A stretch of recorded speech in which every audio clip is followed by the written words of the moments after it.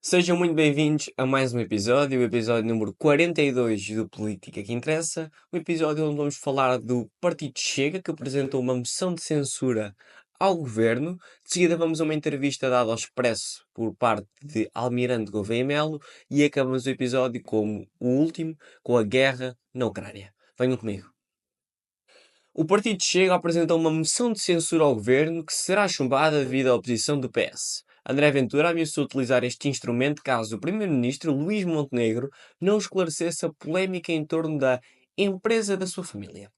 Expirado o prazo dado pelo líder do Chega, o partido avançou mesmo com a iniciativa, mesmo sabendo da sua inevitável derrota. O texto da moção alega que a imagem de Portugal está comprometida devido a casos que envolvem membros do Executivo, incluindo o Primeiro-Ministro Luís Montenegro. O Chega considera preocupante a tendência do governo para alegados aproveitamentos através de legislação.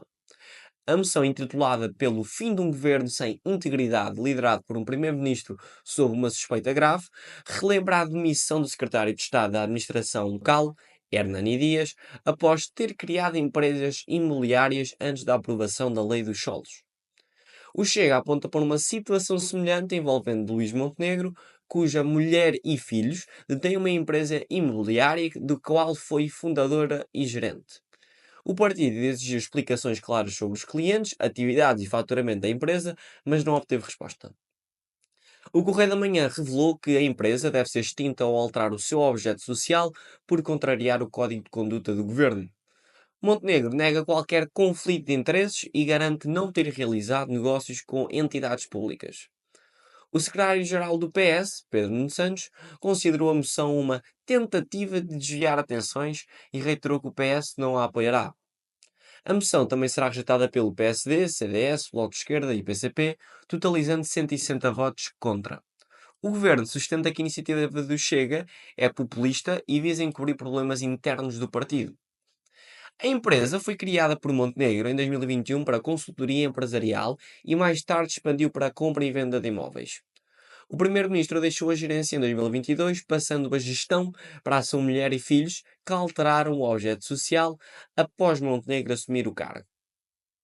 Esta moção de censura visa reprovar a ação governativa e requer maioria absoluta para ser aprovada, o que não vai acontecer certamente neste caso. No debate parlamentar nesta semana tivemos discussões marcadas por trocas acesas entre PSD e Chega, com Pedro Frazão a acusar os sociais-democratas de serem uma oposição frouxa e de terem complicidade com a comunicação social. O Soares, líder parlamentar do PSD, classificou esta intervenção como injuriosa, ofensiva, mal educada e insinuante, pedindo a censura da mesma. O ambiente ficou ainda mais tenso quando a deputada do Chega, Rita Matias, gritou o Santos Silvas de saias para a vice-presidente da Assembleia, Teresa Moraes. O PS criticou o aumento de vagas em medicina também apenas para estudantes estrangeiros, acusando o governo de favorecer receitas em vez da formação de médicos para o SNS. O PCP denunciou a falta de transparência nos tribunais arbitrais, referindo a casos da Cécile e da Ana que podem custar a milhões ao Estado. O CDS rejeitou as críticas do PCP sobre insegurança, afirmando que um país seguro exige investimento nas forças de segurança e não apenas nas proclamações políticas. No que toca à política externa, Rui Tavares, do LIVRE, alertou que apoiar Trump significa estar alinhado com Putin e defendeu o reforço da defesa europeia, especialmente com a visita de Macron. Já ele insistiu na necessidade de reduzir impostos para dinamizar a economia e fortalecer a defesa nacional. Este foi um pequeno resumo deste debate agitado na Assembleia da República. O Presidente da Assembleia da República, José Pedro Aguiar Branco, sugeriu a instalação do sistema de captação de som e imagem no plenário para registrar todos os apartes, garantindo a identificação de quem os profere e permitindo o registro nas atas. A proposta surge após queixas dos deputados sobre insultos feitos com os microfones desligados, dificultando a sua transcrição. A Secretaria-Geral do Parlamento confirmou a viabilidade do sistema, que incluiria microfones direcionados espalhados pelo plenário. Na conferência de líderes, a ideia foi recebida com alguma resistência, com receios de invasão de privacidade e de criação de um Big Brother parlamentar. Para já, a proposta não passou de uma sugestão. A Iar Branco já tinha implementado o sistema semáforo em 2024, obrigando os deputados a respeitarem tempos de intervenção. Se avançar, a nova medida exigirá um esforço técnico adicional, porque este problema dos apartes ofensivos arrasta-se desde a legislatura anterior, levando deputadas como Inês Sousa Real, do PAN, a tentar garantir o seu registro em ata de todas as declarações, mesmo quando não estão em intervenções oficiais. 2 meses após a sua saída da vida militar, Henrique Gouveia e Melo apresenta a sua visão sobre os poderes presidenciais e o papel do Presidente da República ao Jornal Expresso nesta semana.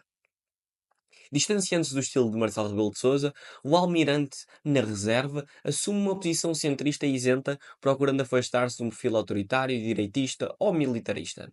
Gouveia e Melo sublinha que, na conjuntura atual, um presidente sem independência necessária afunila a democracia, defendendo assim um presidente isento de lealdades partidárias.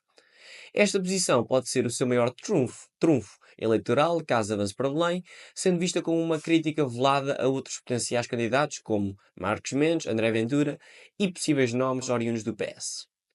Politicamente, Gouveia Mel define-se como um democrata liberal, posicionando-se entre o socialismo e a social-democracia, e o seu manifesto programático enfatiza a importância da liberdade, equidade, prosperidade e segurança num contexto do mundo cada vez mais instável, mencionando a ascensão de Donald Trump como um fator de risco para a ordem mundial. Defende também uma economia de mercado dinâmica, baseada na inovação e na produtividade, sem um Estado intervencionista excessivamente.